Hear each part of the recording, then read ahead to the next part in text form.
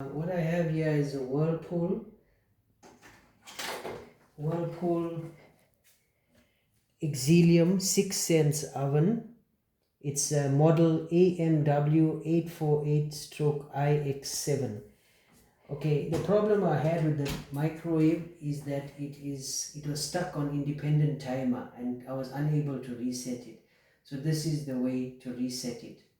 First you have to unplug the microwave, put the power off, which I'm going to do now.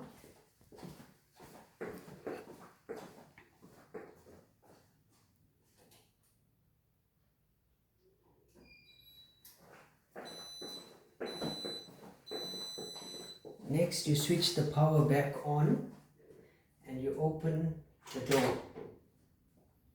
Thereafter you press the right air triangle with a circle around it on the right 5 times.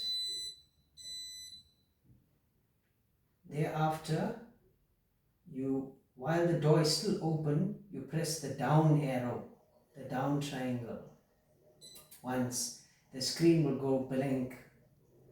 What you do next is you close the door and you press the power on button. And that's it, guys, it's reset.